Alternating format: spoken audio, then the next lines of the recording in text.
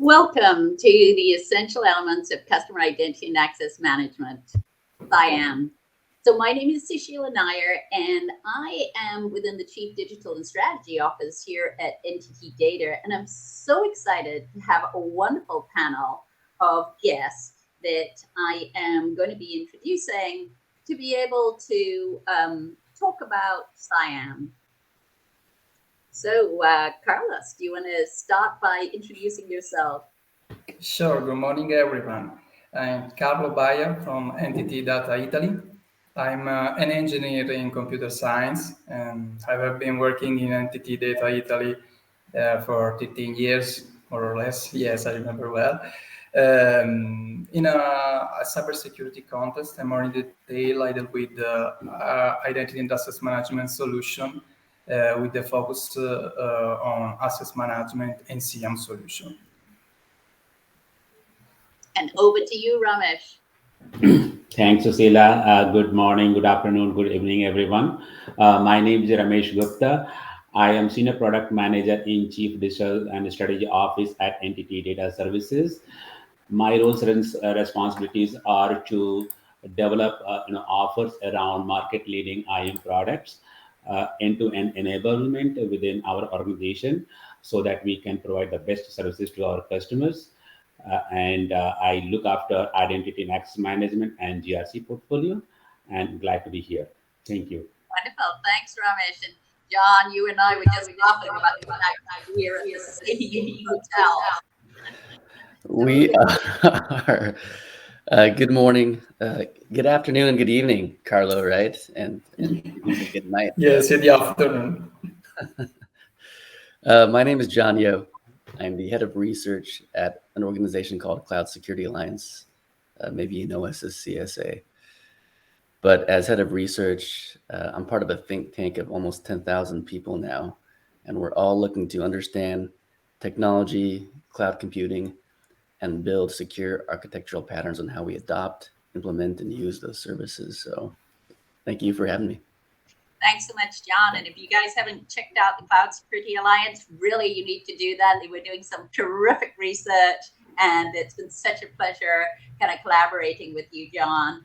Mike, over to you. Yeah, thanks, Sushila. Really happy to be here today. My name is Mike Pastore.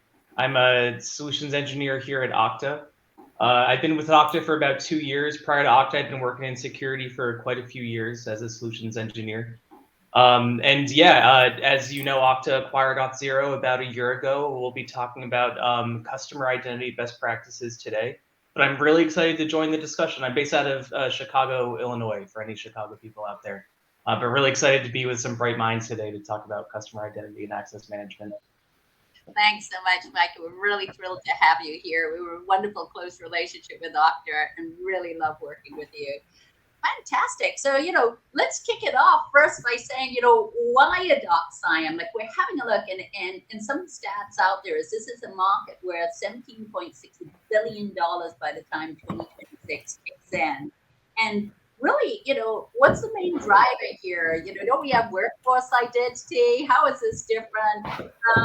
Maybe let's start by focusing on you, Mike. Do you want to talk? I mean, you guys bought Auth0, so tell us about the CIAM market and what's the driver of it, and how does it differ from workforce identity? Yeah, absolutely. I'm happy to. So, what's interesting about customer identity is that there are multiple drivers. And oftentimes within an organization, there are multiple business units that could benefit from customer identity. So I'll talk about some of the vectors, like some of the people that usually start the conversation and then meet other people at their organization and realize that they have similar goals. One of the big drivers is trying to create a seamless and secure digital experience for your customers across different channels. And so that tends to come to us from the chief digital office or the chief marketing office. And really what they're trying to do is reduce customer churn. They're trying to improve customer conversion rates. And in order to do that, they want to create secure, seamless customer experiences. We also have data teams come to us and say, hey, we need to actually understand our customer data profiles, but the data is all over the place. We need to start consolidating it in one place. So people come to us that way, and I'll mention another one is privacy. A lot of organizations too are realizing like they haven't been doing the best job with customer privacy, like staying like in compliance with GDPR or CCPA. So organizations are starting to realize the blessing and curse that is customer data. They're like, all right, we have to actually keep our eyes on this and know how to delete customer data when it's requested of them. So those are some of the different, I'll call them vectors that organizations come to us when they start to think about customer identity. That's wonderful. Okay, this is now our main way of kind of communicating with clients ever since the pandemic. So really kind of polishing up our entry into our organization for our clients and having that seamless experience. That sounds fantastic. Carlo, Ramesh, John, anything you want to add to that around CIAM and what you're seeing in terms of the market adoption? Maybe just in summary of what was said too, right?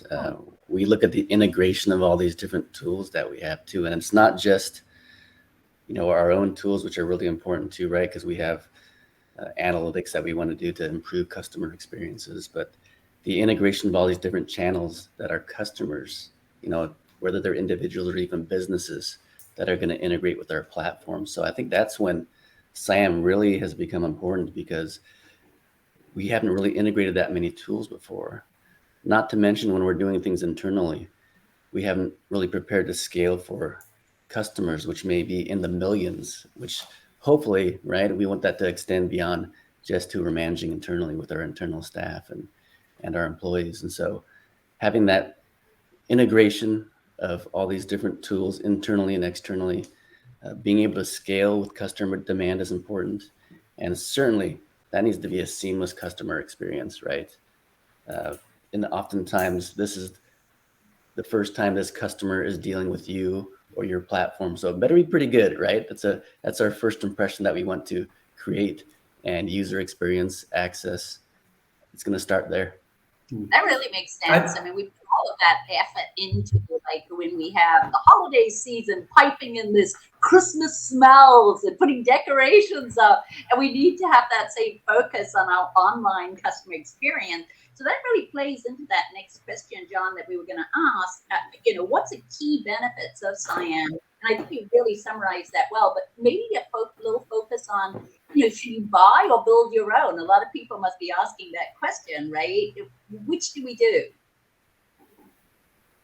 Over to you, John.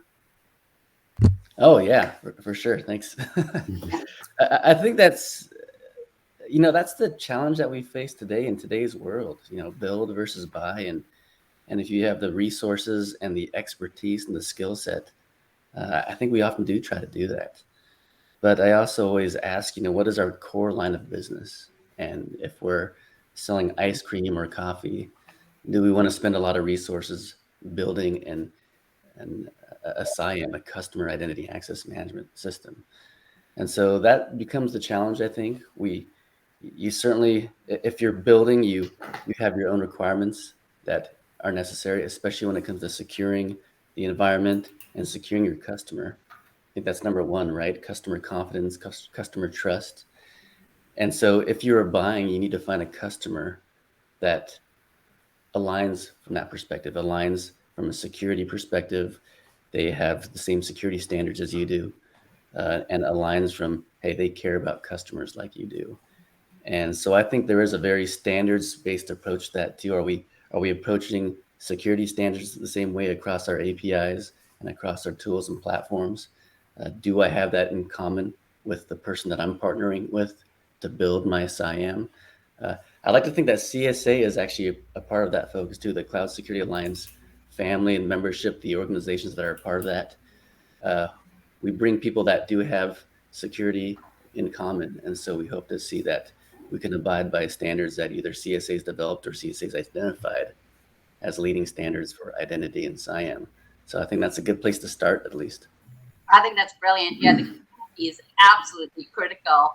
And Mike, I mean, Okta went out and bought a solution around this. So are you betting that people want to, as John said, focus on their core business and really buy a solution versus build their own? Any thoughts around buy versus build? Yeah. Oh, sorry. Yeah, absolutely.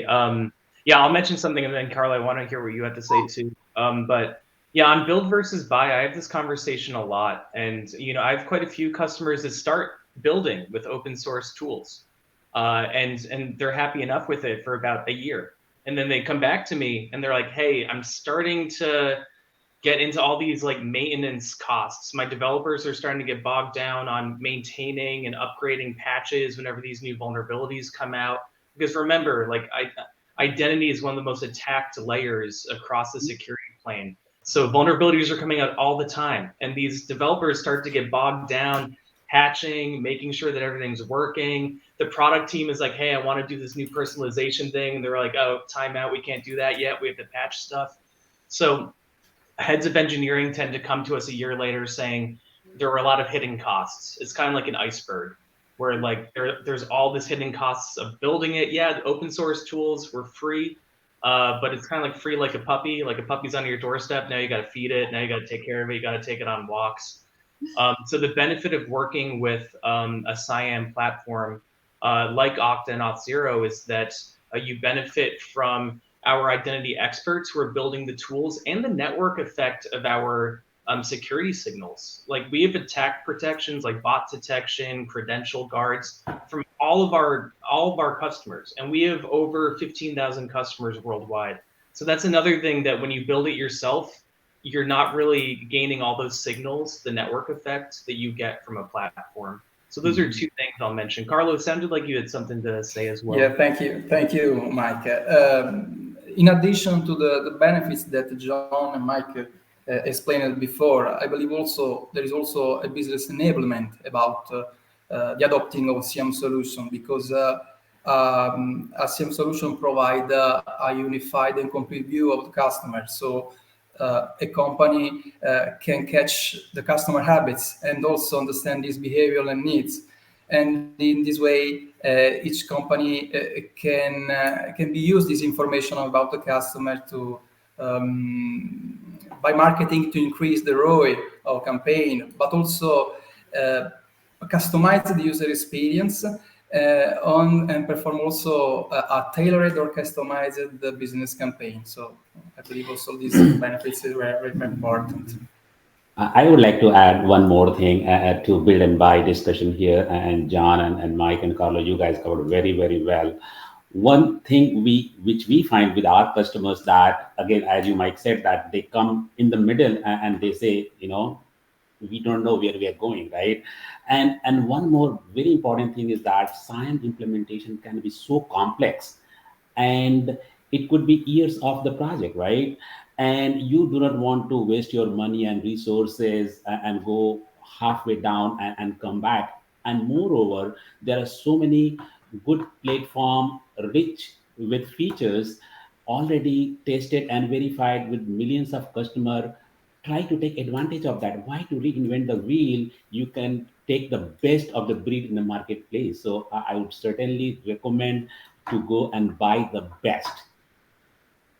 That's wonderful advice, Ramesh. So certainly, okay, leverage what's out there, solutions that are used across multiple clients that have things like sharing of threat detection information, and rather than trying to build that dream castle all on your own, because it's free like a puppy. I love that, Mike. It's free like a puppy. Excellent.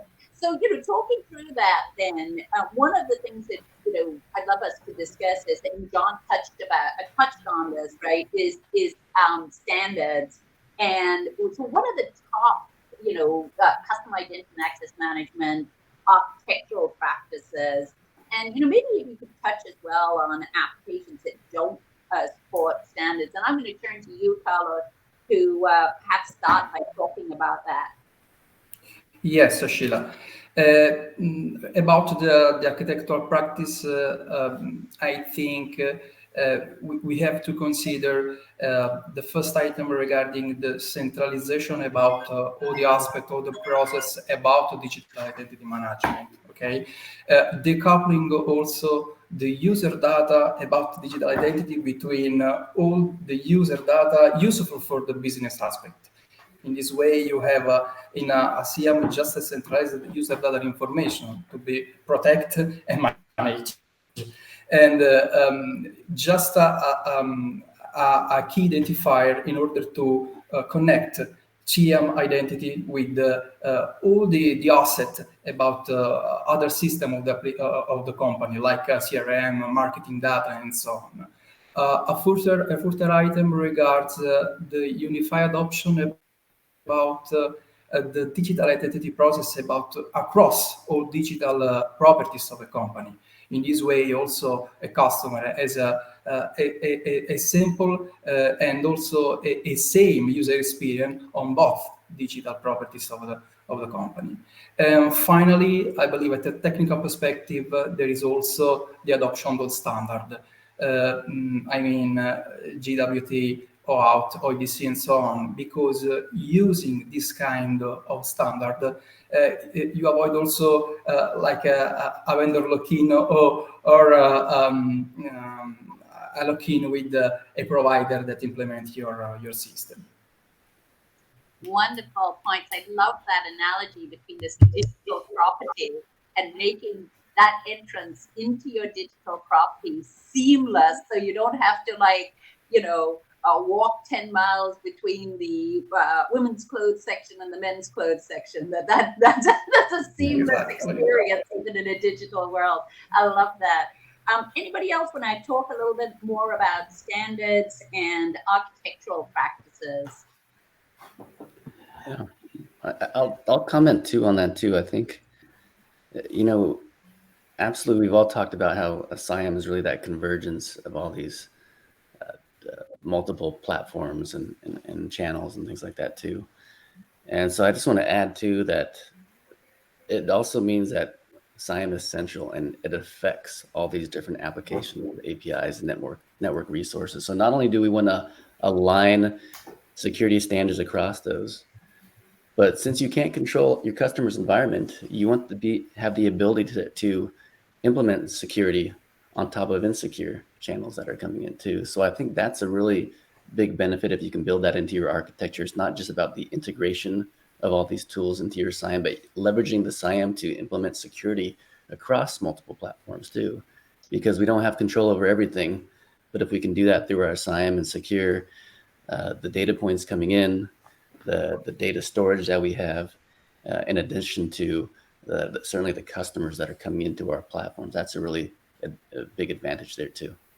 I'd like to make a comment on that, John, because this is something that I've seen across customers as well, like what you said, that I'm going to talk about like the complexity of integrations and the opportunity of modernization.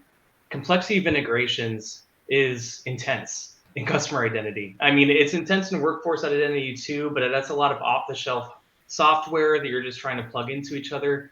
In customer identity, you're dealing with custom-built applications. You're dealing with maybe a mountain of technical debt that's developed over the last 15 years that some developers have just avoided and moved from the company, and then the new developers are like, what do I do with this? So we've talked about working with a best of breed CIAM platform. That CIAM platform needs to be able to integrate quickly with anything, and that might even be stuff that's not secure yet. So that's why I want to bring up like what you said, John, really inspired me, because what I've seen across customers is that these customer identity initiatives are an opportunity to secure old integration points and secure them with standards-based, like Carlo was saying, OIDC, OAuth 2, SAML, trying to move away from credentials, because credentials continue to be like the most common way. I read every day about a new hack and it ends up being a reused password or a shared password. I read about one this morning. I'm not going to comment on the company, but like look in the news, and it was, again, a shared credential. So what I'm saying is that like there are so many complex integrations from this legacy software that's been custom built. And so it's an opportunity to secure those as you're modernizing as well. And that's what my customer, like the the strategic customers who are thinking about this see that, but they're like, whoa, we can finally take this opportunity to increase our customer experience and increase our security. And we've never really found the funding for it until we can show that we can actually increase our top line revenue by increasing customer conversions, decreasing customer churn. So finally, people are finding the budget to actually help with this security technical debt too. So that's a really special thing about customer identity with our customers, is that they're able to make the argument internally. It just involves quite a few stakeholders. And sometimes you have to find the right stakeholders to see the light and understand that you're all on the same page. Like customer identity is what will help everyone. I love it. So use this as an opportunity to really gain on a security front as we're actually improving the customer's experience. Ramesh, do you want to add anything to this? Yeah, I mean, very well said, actually. Using standards is so important these days. And just from a security point of view, if you are not using standards, you are basically leaving some hole somewhere, and you do not know about that until unless someone gets into that hole and destroys your environment, right? So I think it should be no brainer to use the standards, and since the standards are made for that, so to secure you the fullest extent possible. So I strongly advise you to use standards and not the cut the corners. Another argument towards really buy rather than build, isn't it? Yeah. Because standards, choosing a solution that supports or the standards is critical then for your future good customer experience as well. So talking about that, we've talked a lot about user experiences on customer identity and access management. And so what are the top user experiences practices, whether we're thinking about this from an architectural perspective or a design perspective? Could you guys kind of give a little thought around that? And I think I'm starting with you, Ramesh, on this question. Okay. Right? Yeah. Yeah, so Susila, thanks for that question. In fact, if you ask me, Ramesh, tell me what is the topmost feature a SIAM solution has to have, I would say, and I would think all my panelists here would agree to that, it is user experience, period, right? Customer identity management starts with your user experience. And it is so important that if you do not have a good user experience, it takes seconds for the customer to move from your platform and go somewhere else, right? We all know that if we want to buy anything, what we do first, we Google it. Okay, I'm buying, a pet thing, and Google says this. I go to the first one. I click that, and think about it. If I'm having trouble, I'll go to the next search result, right? So it takes such a minimal time to move from one platform to other. You cannot have any compromises on that, right? So that's very important, that your customers must have a very seamless experience using your platform. And what does that mean? You should have the features which minimizes their interaction. Like on the first time itself, you should not be asking hundreds of questions. Maybe a couple of questions. You registered, give your name and first name, last name, and email address. They are just shopping around. They have not made that decision. They may go away, but or the email address you can send, okay, Ramesh, you have these offers. They can come back, and that time, if they're finally made up their mind, they can give all those information and make a deal with you, right? So that is so important. Bring social login, Google, Facebook. I think everyone in this world today has a Google ID or Facebook ID, right? Already they have shared those information to those social identity platform. So ask to log on with those, and that will bring a lot of confidence in your customer. Yes, these guys really care about me and my experience. So those are the two things I would definitely recommend to include in your SAM solution as user experience I love here. that, Ramesh. So that's a lot like if I turn up at a shop and I'm just browsing and having a look at a few items, and somebody comes in and goes, "Oh, can I have your passport, your driving license? And I'll just take some photos of you." I was just having a look. So you're really saying when somebody comes up to your store and they're just having a look, Don't bombard them with all of these masses of questions, and make that experience really the questions that you ask pertinent to the level that you've got to know your customer. I absolutely love that. Anything else that we should be considering around customer experience? And you mentioned, for instance, logging in using social accounts, and I think you were also mentioning let's not have passwords at all, which I think is fabulous. Yeah, I'd like to add something. Moving away from passwords entirely is a future that I am all about. And that's something we're doing here at Okta. Like we found ways to, when you create a user, that a password's never involved. There are ways with like email magic link, using like a MFA on their phone or something, where you can still have multiple levels of identity verification, and password just never enters the picture.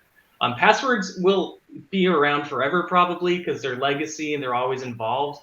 But for new customers, there's a great way to make it so that they never have to enter a password, and that's a future that I'm all about. One thing that I wanted to comment on with what Ramesh was saying, it's entirely right that there's so many next best alternatives for customers out there, and they will just move right away.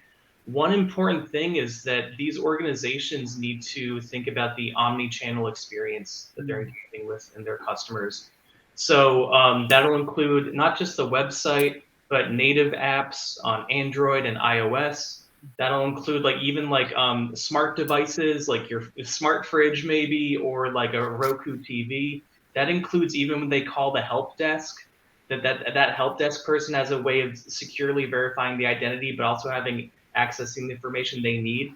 So customers are going to be coming to your organization for all these different channels, and they need to trust your organization across all those different channels, and your organization needs to operate across all those different channels. And it can be pretty hard to build the native app experience, the web app experience, the help desk experience, if you're not using, again, an established CIAM platform that makes it easy for you. And so this comes up in every industry, retail. I've been thinking about healthcare lately. I have a lot of healthcare customers too, that they're always trying to make it as easy as possible for patients to get access to their records.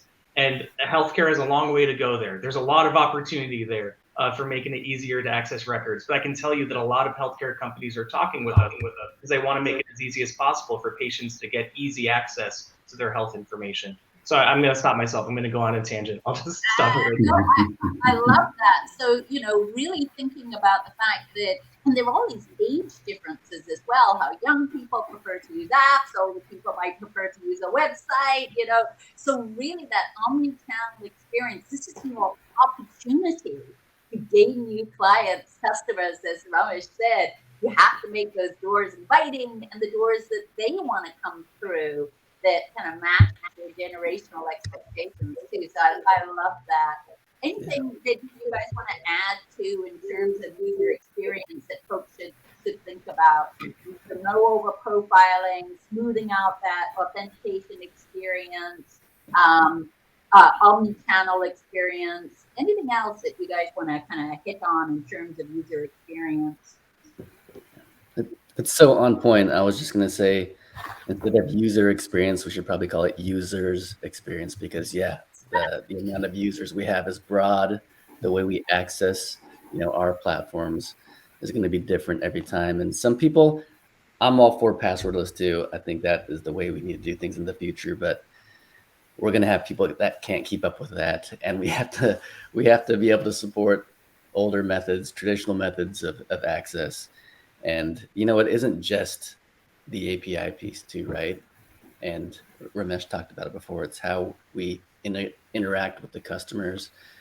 We talked about SSO, which I think is, a really fantastic federated way to onboard some of our customers. But how many of us have used single sign-on from a Facebook or a Google, and the over permissions that are requested from that platform get, pretty ridiculous. They want access to my contact list.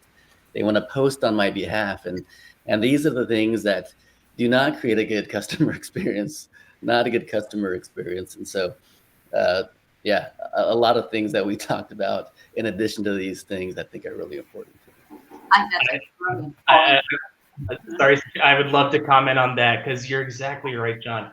Like customers these days are expecting privacy more and more, and regulations are picking up with that. I saw a metric the other day that by next year, it's expecting that 65% of the world's population will be covered by some sort of like personal data privacy regulation. And we saw like Europe is ahead of the game usually with this sort of thing with GDPR.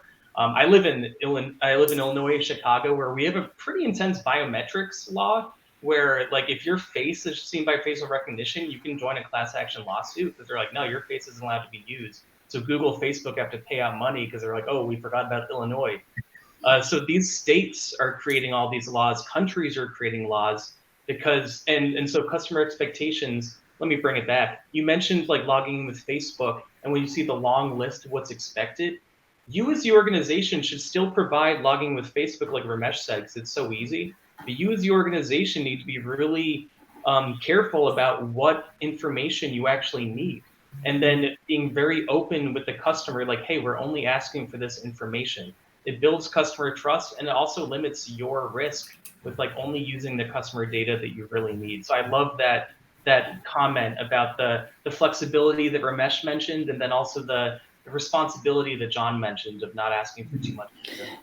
And I would like to add to that privacy conversation. I mean, though it is very important for your customer user experience, but there is other angle to that. Like, doing business, I mean, you could be out of business if you do not follow those privacy laws. So it is so important. So along with the user experience, your business is at stake if you do not have the privacy laws incorporated in your SAM solution, right? Yeah. Oh, fantastic points, I think. So just kind of, we've got a question that just came in from the audience. I love this question. So what the attendee says is we are a B2B organization. So our customers are large organizations, not individual end customers. How do we use an industry-leading CIAM solution to build an online program for our customers and their users whose management can be delegated to those organizations? So is that possible where you can kind of delegate management of users to, other partners that you're working with because you don't have insight into them? So yeah, I don't know who would like to go with that. Maybe Mike, you want to step in there? Yeah, I'd love to take this one because I've been having conversations like this all summer.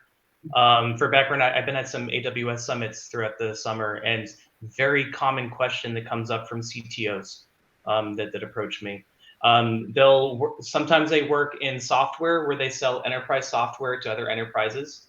Sometimes they work in real estate where they sell like software to actual landlords, and the end users are tenants. This happens in insurance too, where like someone's building insurance software and the end user is different insurance, like the customer is different insurance agencies, but the end user is agents. And so behind all this, you can start to see that I'm building a very valuable bit of software.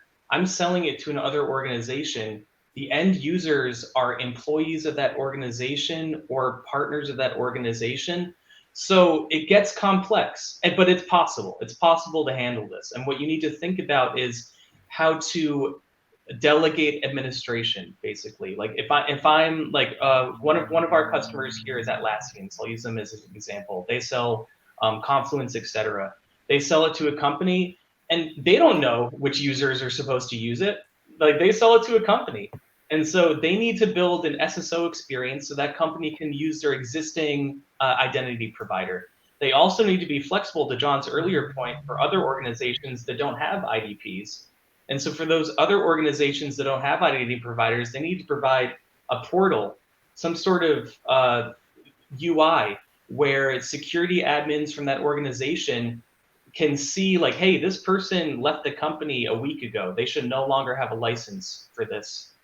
This person's about to join. They should get a license with these specific permissions.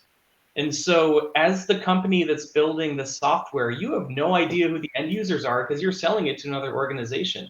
And you need to enable that other organization to give the right permissions using their existing identity provider or doing it manually in some way. And so there's their permissions, and there's also like the personalization and branding. You know, that when I log in as an end user, as an employee, I want to make sure that I'm logging into my company's version of this software. And so doing all the branding right, etc. You can see why CTOs have been coming to me, because usually they're like, hey, we have 10 customers and my sales team just did a great job selling to 50 more customers. We have a very manual onboarding process right now. We need to streamline that. Or some CTOs come to me and they say, hey, we've been selling to small startups. Now we're starting to sell to the federal government. They have much more intense compliance. Their users need to have much more intense MFA factors. My developer team doesn't know what to do, because like we're doing this all like hard coded. Customers 1 through 5 had this. Now customers 5 through 15 have this. We're losing our minds trying to keep track of all of it. So we have a solution for this called organizations. I won't pitch it too hard. You can research it if you want to see, but CTOs tend to like wipe their brow and say, thank God, when I tell them about it, because it helps reduce technical debt. It gives your customers the flexibility of delegating administration as they see fit. And it just like, again, it helps with developer productivity for our first customer that's building the software. Wow, that's such a great point. So on a B2B level, with the SaaS providers, you really have to think that out, because you're right. I mean, the company has licensing and cost implications. And so really fitting into their IDP becomes really, really critical for them to be able to manage some of that. Any other advice from the panelists to that audience member around their problem about delegation? Yeah, actually, thanks, Mike, for bringing that. One thing I just picked up on your thing. B2B to C, B2B to B2C. There are so many layers. You want, you can imagine, and things get so complex. So definitely, delegate authentication is a way to go, so that your parent organization is relieved of all those headaches, and your children, I would say children, or the down the line organization, they are having their own controls to manage their own people without the parent company managing themselves. So that's a very, very good thing to do that. And one thing you touched upon, the branding, that is so important, is that it has to be implemented, and it is a way to have as per your brand requirement. You should not be saying or customer confused that where I'm logging into, right? If the branding is not correct, all your marketing effort and that sort of thing will be at stake. So make the branding as per your branding needs and requirement. That's very important. You're in B2B or even B2C scenario as well. We got a super interesting question in from an audience member as well. How do you see CIAM should evolve to support the metaverse? So a little futuristic, guys, as the metaverse happens, do we see any changes, any thoughts around how, I can imagine CIAM becoming more and more important in a metaverse where we're really virtualizing our experience and all the rest. Thoughts around that, how CIAM's going to evolve, not only maybe with the metaverse, but with, as we become more and more digitized. Go ahead, Mike. And yeah, I'm a big sci-fi guy, but I also see the metaverse as not just sci-fi. It's like a thing that's happening. So what we're tracking here is that different organizations are starting to find ways of giving you basically your own digital identity that you can use in your own sort of wallets. So let's say that I'm a pharmacy, for example. I want to provide you a certain verifiable credential, like maybe your patient number. And then when you show it somewhere else, when it's actually tested by that downstream app, it goes back to that pharmacy that's like, yep, this is a verifiable credential. But I, as the user, have presented it to that, like maybe like whatever the other app is. and it's been tested back to the pharmacy saying, yeah, it's good. So I bring up that example of verifiable credentials because I see that being important in the metaverse, where when you're trying to prove the value of something you have physically or the value that you have of something digitally, there's some relationship that needs to happen to prove value, for instance. I'm thinking more about like blockchain type currencies and NFT type stuff in this use case. There's also like outside of NFTs, there's the pure like digital identity of like proving who I am.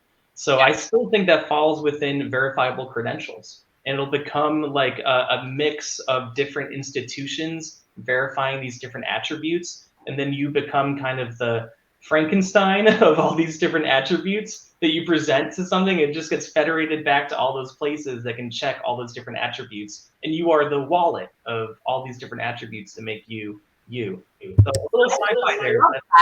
No, I love that. Actually, Carlos and I were talking about this just before the panel, and yeah, I absolutely believe that this is going to happen as verified IDs issued by governments, issued by recognized bodies that you're going to kind of store in your digital wallet. That's going to be perhaps the future, and that's the only way that we can truly have trust in a metaverse that somebody actually has the capability to purchase this, or at the right age to purchase this, or all of those other things that we wouldn't have insight to. So absolutely love that answer. So, and as we kind of pivot maybe a little bit back to our discussions, and thanks to the audience so much for those wonderful questions. I wanted to just touch on something that we mentioned, which was use this opportunity to increase your security. That, very often the business is focused on, hey, I'm going to make more money if I got this CIAM solution. You can use this opportunity to also strengthen your security. What are the best practices for reducing the risk of fraud? So just want to talk briefly about fraud and CIAM, and are there some best practices that you can think about to reduce that risk? And maybe we want to start with John. Yeah, sure. Well, there's so much that we've covered, and my head's spinning right now. I wanted to comment on all the earlier questions too.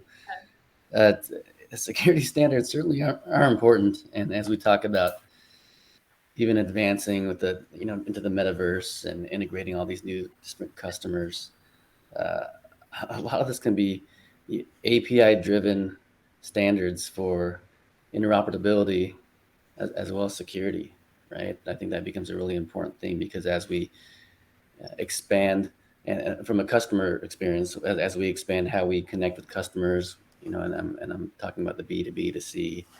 I don't know how many other B's that we have there, but it does get really complex. We talked about the complexity, and I think it gets to that point where we do need to be very API driven, to where how do we interact and interoperate with all these different platforms.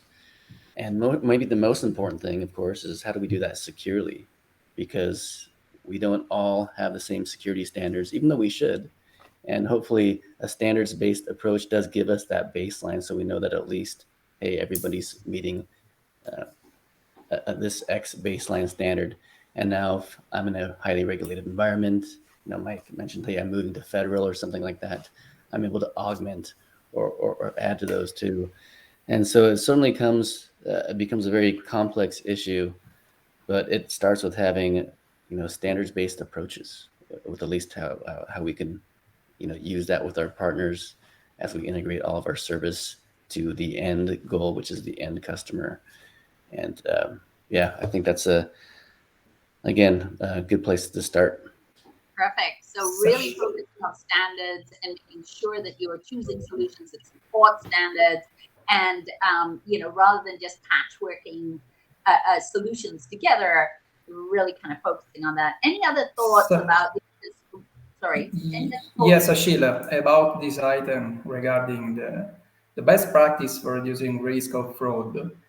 I think also that at technical perspective, it's important to protect the user data, the stolen of his identity, and to improve the security that usually a basic minimum security measure, a CIAM solution basically offer. Okay, It's important to introduce some security mechanism regard, for example, the authentication. So introduce a strong authentication mechanism or a robust identity proofing process, a passwordless solution. So regarding also the strong authentication.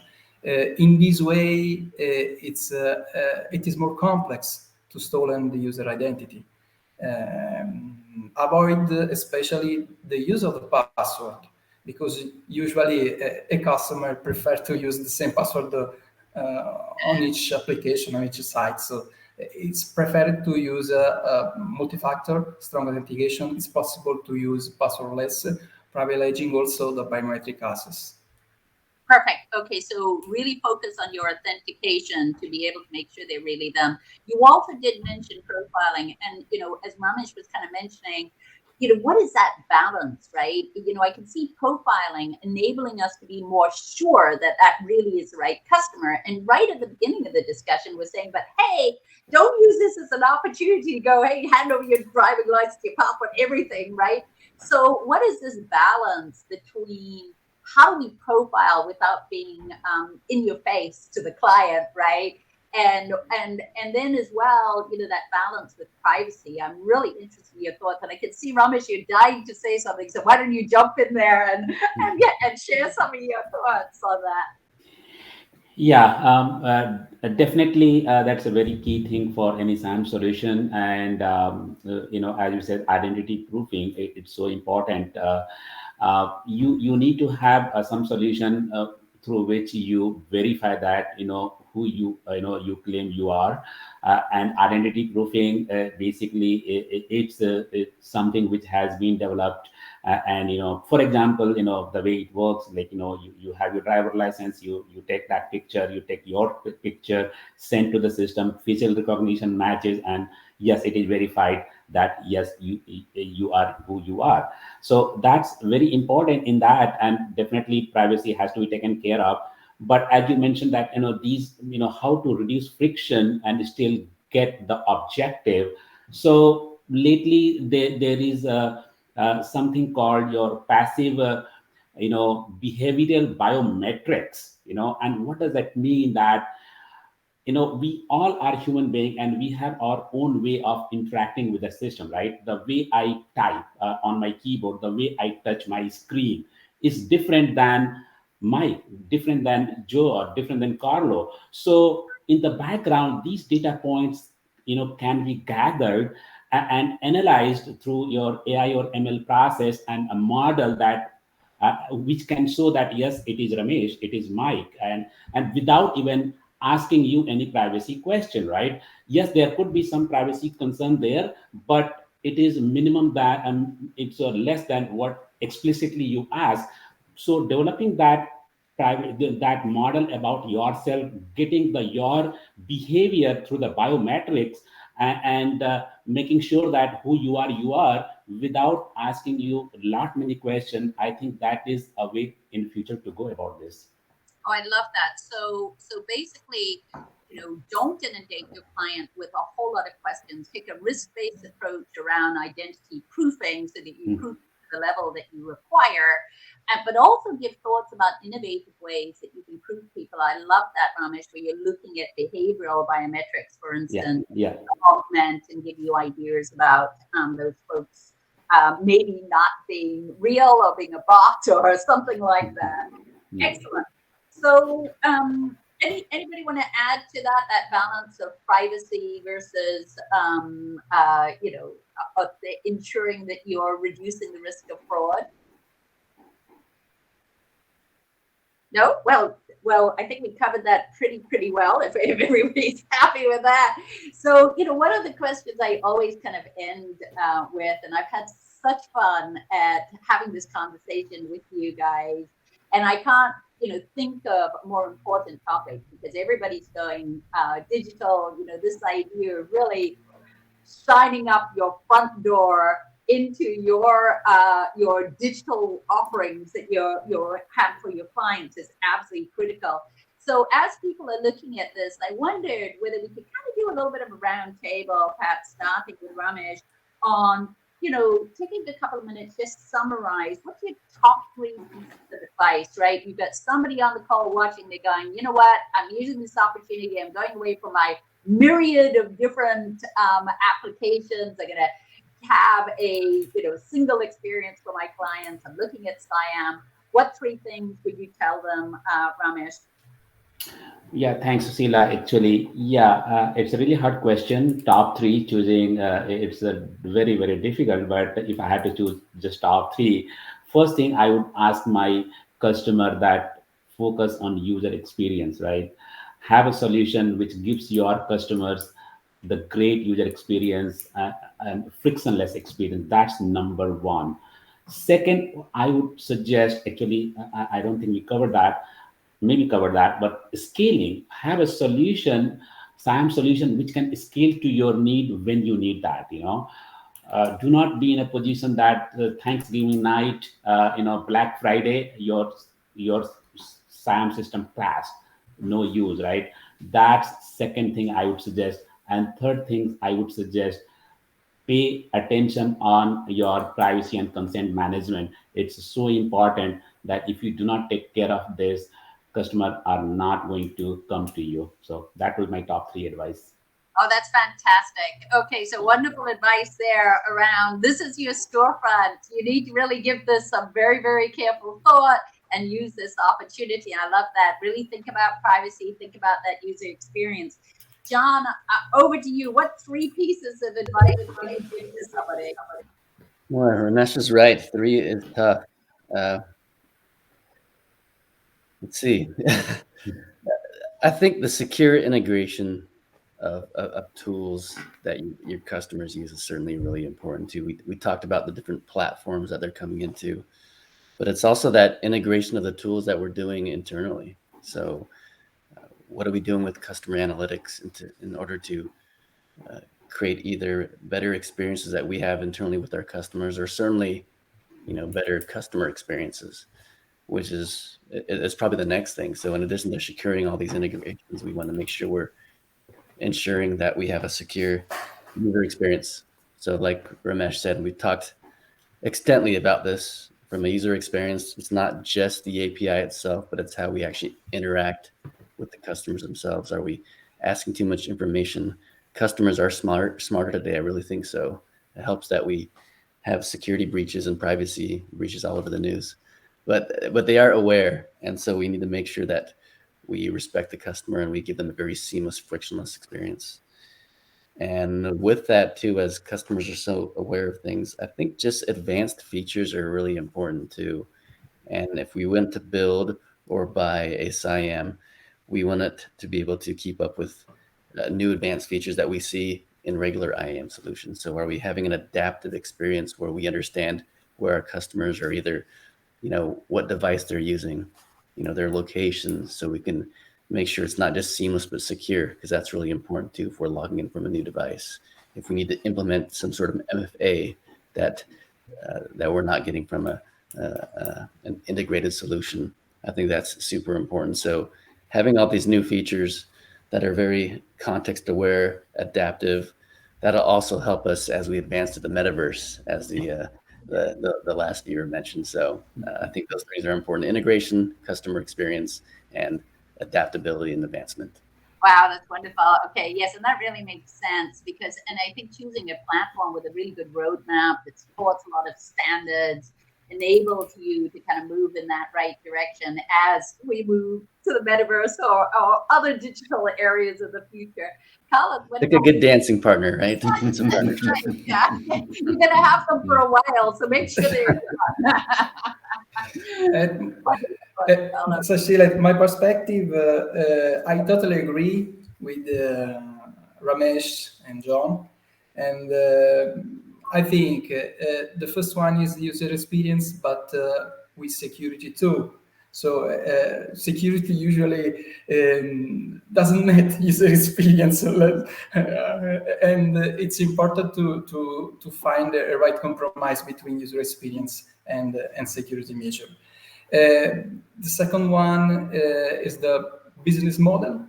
As Ramesh explained before, it's important to evaluate the business model of the organization in order to, with a clear growth of customer, in order to design a right infrastructure, in order to meet the scaling requirement and also the peak load management. Okay. The third one is the user data model, because I think the CIAM has to manage and only the user data it is necessary. Okay, the coupling, the identity data, user data between user data information required by the application. Oh, I think that's Just brilliant. So the days are gone where we could just roll out questions and collect as much data as we want just in case we might need Exactly. it.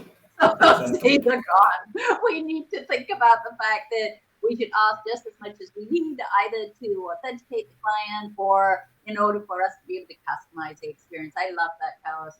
Mike, your final question to you, then your top three that you might advise people as they go on this journey towards customer identity access management. For sure. I get to benefit by going last and then hearing all the great, the great 3 points from everyone else, because it is a tough question.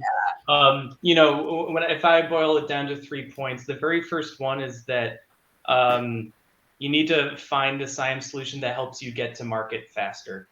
And so what that means, get to market faster, is that your developers need to be able to be productive. It also means that there needs to be flexibility with integrating with whatever systems they need. It needs to be easy to code, to only ask for certain information. So ultimately, your developers need to be productive, and you need to get to market faster. You need to show your customers continued innovation.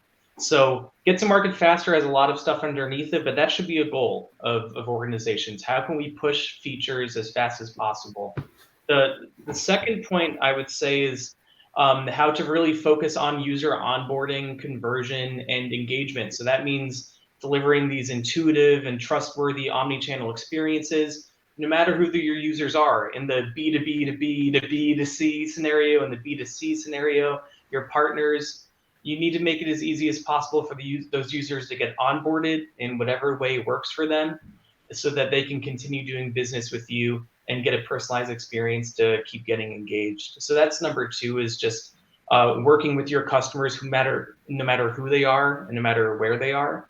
The third one is something that John mentioned as well, and I'm going to call it reducing risks. That means that as an organization that you get to offload some of your security concerns, your compliance concerns, and work with a provider that can where as an organization you can just flip a switch and you benefit from bot detection, you benefit from a lot of security controls. You can get towards that adaptive future where as a developer or as a head of engineering, you don't need to worry about how to stay on top of security. You just plug into a platform that's continuously innovating on that. So to recap, the three are getting to market faster, improving user onboarding and conversion and engagement, no matter who those users are, and reducing risks by offloading a lot of your security and compliance tasks. That's a wonderful summary. And I have so enjoyed talking to all of you about this problem around customer identity and access management, but it's not a problem, is it? As we've identified, it's an opportunity, because in our experience, because of the pandemic, more and more people are looking at it and saying, hey, this is my main way of communicating with my customers. And I need to dust down my storefront and use this opportunity to increase my security, increase my opportunity to be able to get to know my clients, and also improve my regulatory compliance around privacy. So thank you so much, all of you. It was a wonderful discussion, and I truly hope our audience gained a lot out of understanding some of the issues around customer identity and access management. Thank you so much. Thank you. Thank you. Thank you. Thanks. Thanks. Bye. Bye. Bye.